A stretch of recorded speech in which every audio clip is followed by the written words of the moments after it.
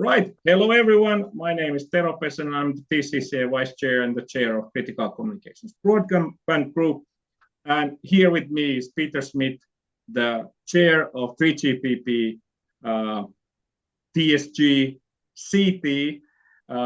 Thank you for joining us again, Peter. Wonderful to have you here. Today on our agenda, we are looking back to the plenary 111 in Fukuoka in March, and then we are looking forward to the next week's plenary 112 in Singapore.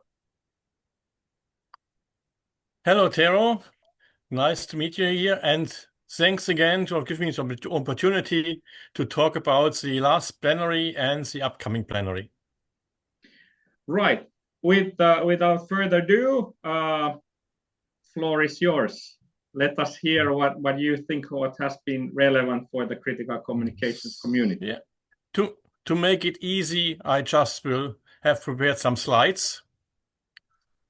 So this is just the summary. This time a little bit also focusing on the areas around TCCA, not focusing only on TCCA.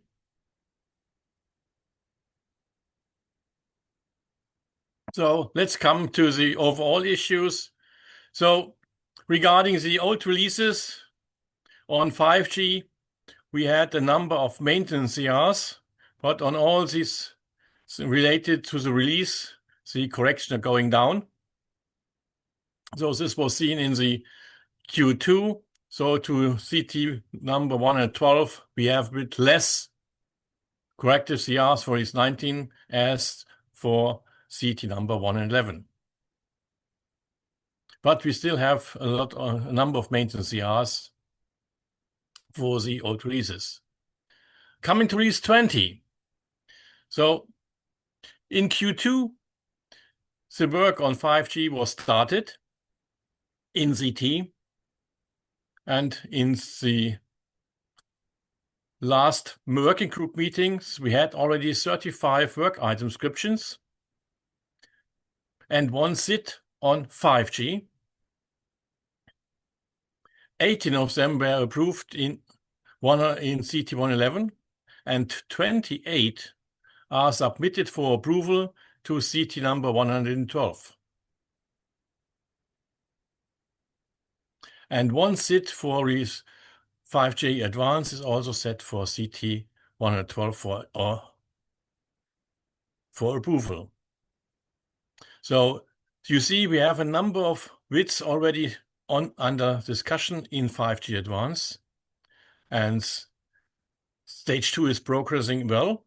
So this is time for TCCA members to check what topics they are interested from stage 2 work, and if they are reflected correctly in the CT WITs, or if there's something missing or something's missing, it's your time to provide comments to us.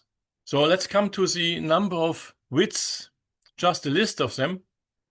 Those which are of interest for you, I've marked in red. So last time, we have approved there's a protocol enhancements for mission critical services. Leading group is here CT1. This was the only one in CT number 111. Let's come to submission to the next, to CT number 112. Here we have one SIT on protocol enhancements for emergency call robustness. Maybe some of you followed, there was an issue in Australia, and this issue in Australia triggered this study item here, which will be held now in CT1. Maybe this might be also of interest for you. Then we have the CT aspects of FRMS, MCS, phase 6, continuation of these railway enhancements. And then we have the CT aspects of slice-based and 3 interworking function selections for the 5G browser layer 3 UE2 network relay. And the next one, CT aspects of the browser phase 4 and CT aspects for short message service emergency response center this might be also of interest for the TCA members. Maybe also the others touching this service capabilities of for TCA, but this would be then a task which you need to check if this is reflected correctly for you in your work. Further list of widths which we are sent for approval. Let's come to the 6G studies. So REIS 20, the status, here we have 6G status. So, and every time when we have a new generation, then this means also there's a chance to check if the current protocols in use are future-proofed and should be used for the next, say, 10 years. CT working groups have reserved 50% of their time of REIS 20 for 6G studies. So we should have sufficient time. So in these 6G studies, the intention is to analyze all the protocols and possible candidates for 6G. And it's also the intention to follow closely the work in other SDOs like IETF. And we also will do the usual things like the lessons learned from the previous generation. So in 6G, the intention is also to check what we have introduced in 5G and which points of them should be ported into 6G or which should be optimized for 6G. So these are all topics which should be covered by the study items. And since we are always affected by the or independent or dependent on stage 2, we can only do final decisions once stage 2 is agreed. So the completion of 60 studies are foreseen currently for September 27. This is 6 months after the completion of the studies in SA2 in March and 3 months after the completion of the studies in SA3 in June.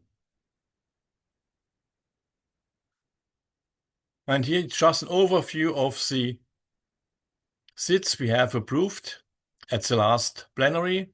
So we have in CT4, the control plane and user plane in the core network, the aspects for the user plane in the core network, and the study on resilience and reliability in the core network. In the CT1 area, we approved the work on the NAS protocol study to study there if we need a new NAS and how they should look like. For this meeting, we have 5 SIDs, one from CT4 on data framework and core network, from CT1, the miscellaneous functions and services for 6G systems, from CT3, the protocol for AI in the 6G system, network capability exposure in 6G system, and 6G network interworking with external data networks. And we have one company contribution, because at the last plenary, there was a clear guidance from CT chair that if after these 2 meetings, there are still SIDs under discussion and company thinks they should be approved of final discussion at the plenary, then these companies are asked to provide these aspects of the 6G system.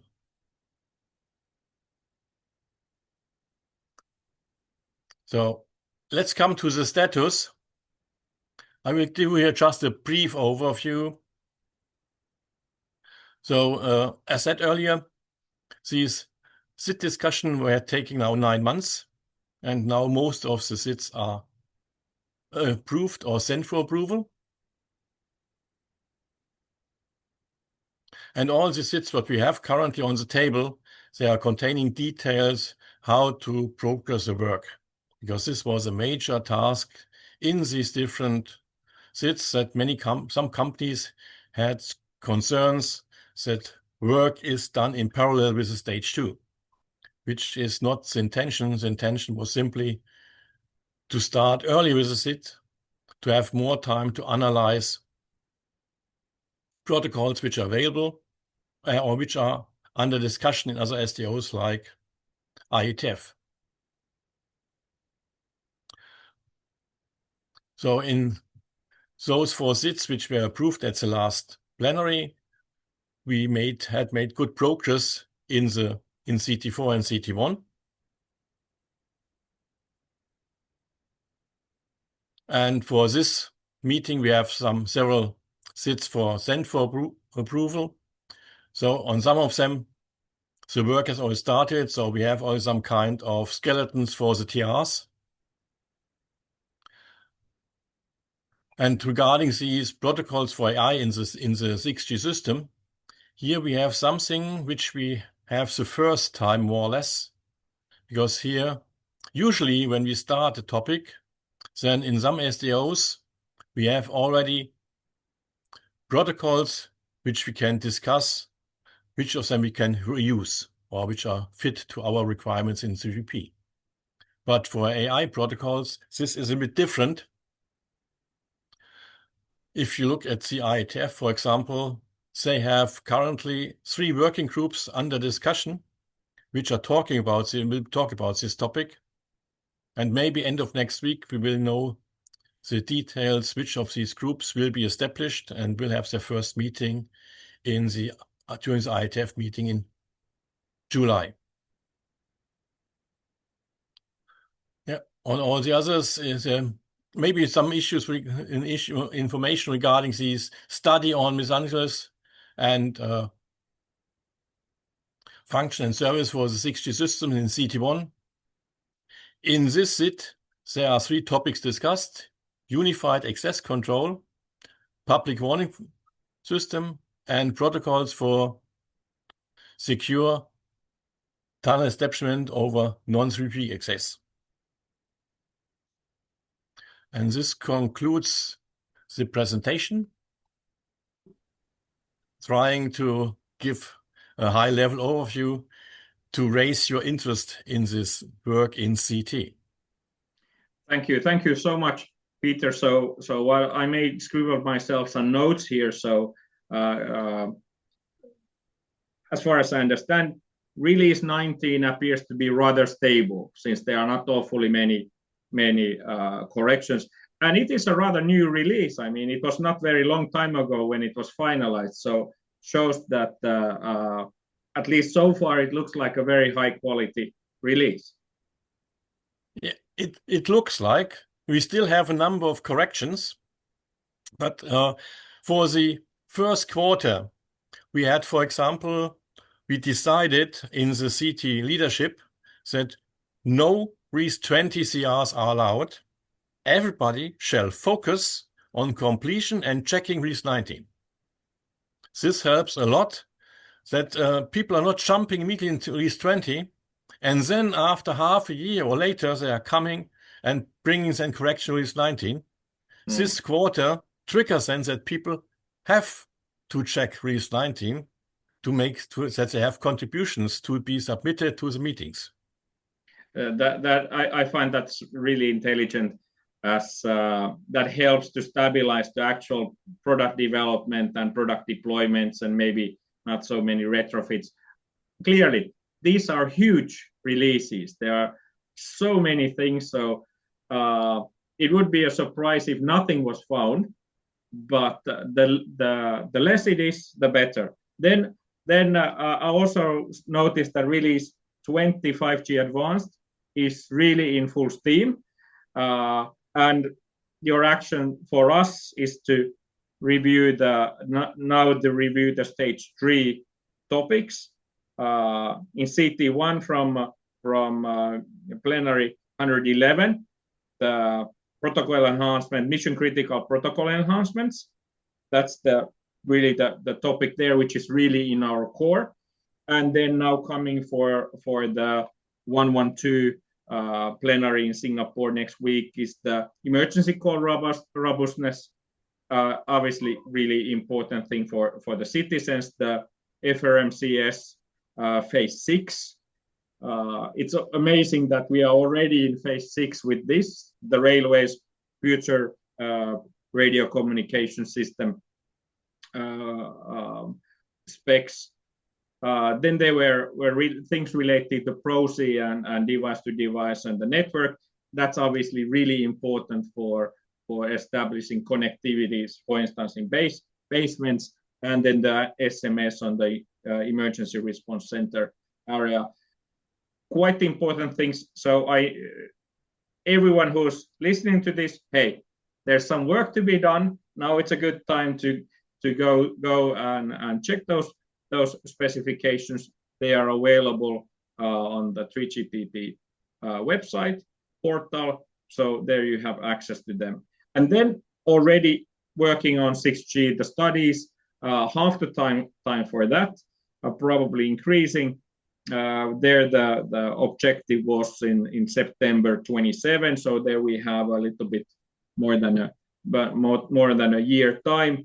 There I picked 3 features really.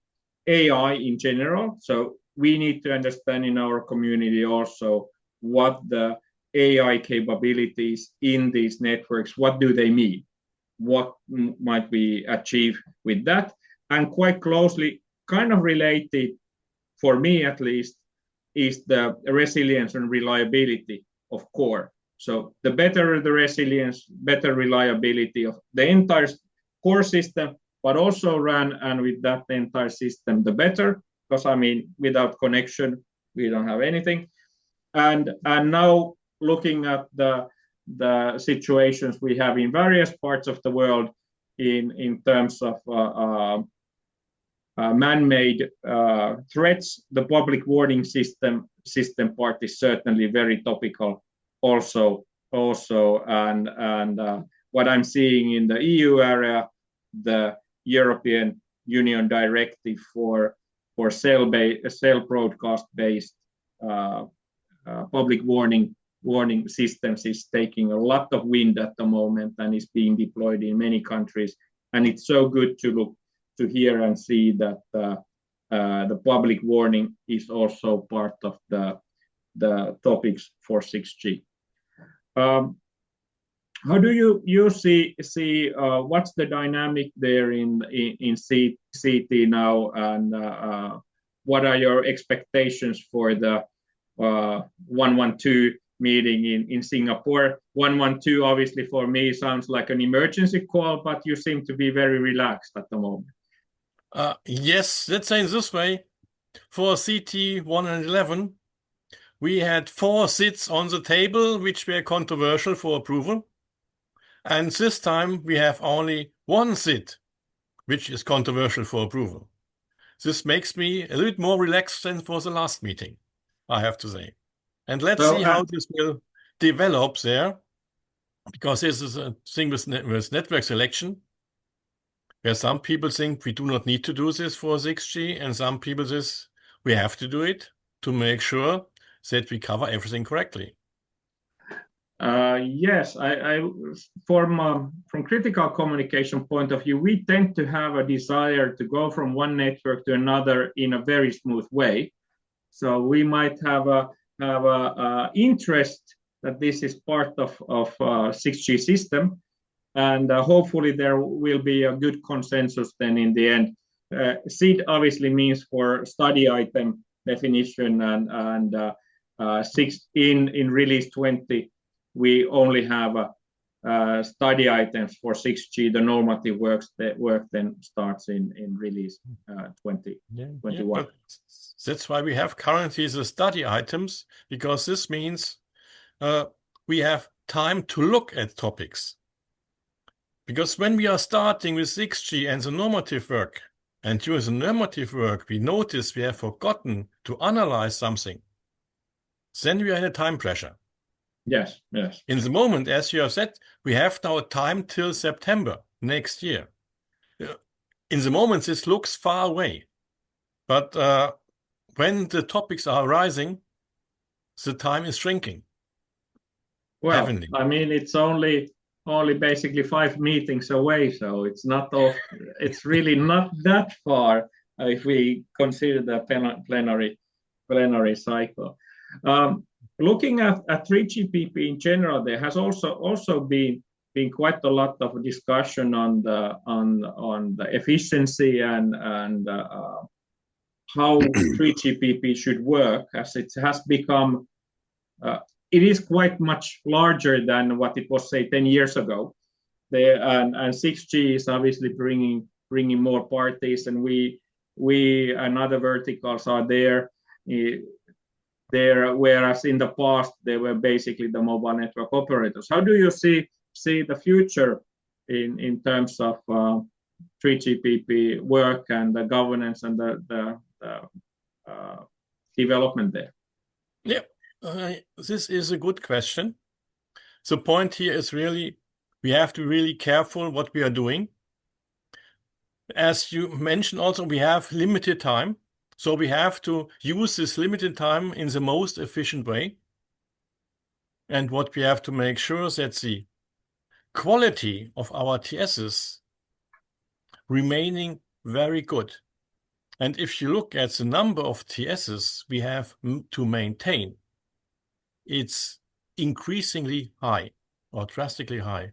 I think we have more than 1,800 TSs to maintain, to make sure that all of them are correct, because for all of them we need interworking. So careful working is very important for us.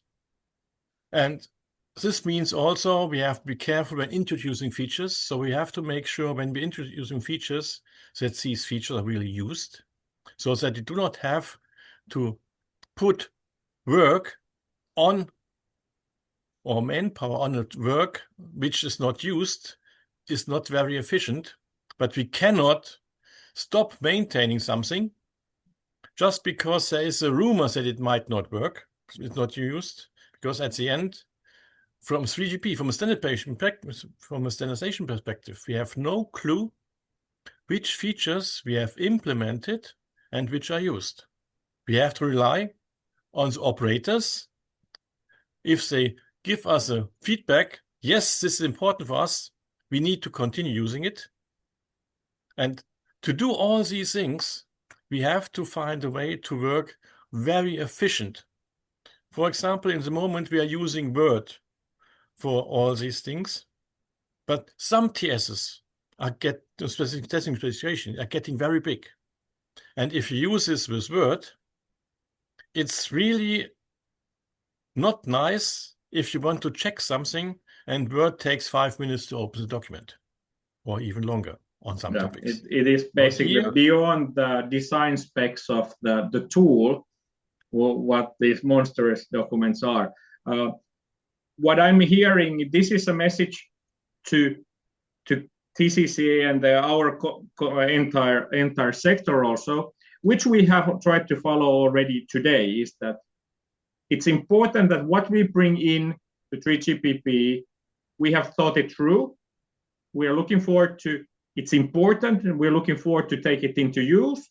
And it's important to verify that it actually meets the field requirements, and it is something useful and usable. I think that maybe the other side of the coin here is that in the process of developing standards and specifications in 3GPP, is that from a vertical point of view, we need assurance that the entire feature is done.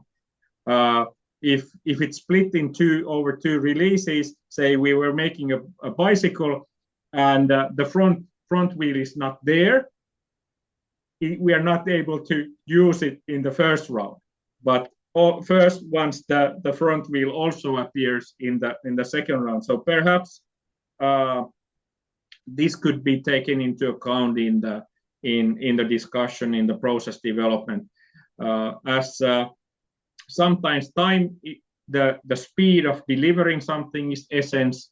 And I think that for our sector, what is the most important thing is that it is actually a sufficiently complete functionality and capability that one can trust one's life on it. It can be deployed and it can really be trusted and used on the field. Yeah. Yes, quality is a very important issue. And as you have seen in some topics, we have split the work in a number of pieces because some features are very big. And if you would make this feature only one release, then the capacity for this release would be completely full and we couldn't do anything more. And this would then lead to the fact that many people will complain, you have only done something for this company, but nothing for us. Yes, absolutely. And I must say that there are brilliant innovations, enormous amount of great proposals, and it's very, very difficult to prioritize them and find a good balanced way to agree what to do. And in that sense, thank you so much, Peter. I have very high respect to all the 3GPP leadership as you are operating in these crosswinds and desires from every possible direction. Thank you. With this, I think that is there anything else that comes to your mind at the moment, or are we quite happy and move forward to Singapore and see what happens there, and then come back again after the summer break in the autumn time, once the 3GPP comes to Europe again? Yes, and I'm looking forward to see a number of TCSA participants in the CT working groups. So that's an open invitation, and I do encourage the people in the CT working groups are very friendly. You don't need to know every detail by heart in advance. They will be happily helping you out, and the importance is to join in and bring your competence, for instance, from the critical communication sector, knowing what we are doing and helping out the guys there to make the protocols right. So with this, thank you very much, Peter. Best of success to you in the next plenary next week, 112. Let's hope that it doesn't turn out to be any emergency, and talk to you again after the summer break as the 3GPP returns. 113 is, if I remember right, it is in Madrid. Correct. Just after the Formula One race. Yes. So that's the pointer for the audience also here. So thank you very much again, and talk to you in a couple months' time again. Thank you. Yeah. Thank you, Tero, and thank you for the opportunity to talk to you and your friends in TCSA. Thank you.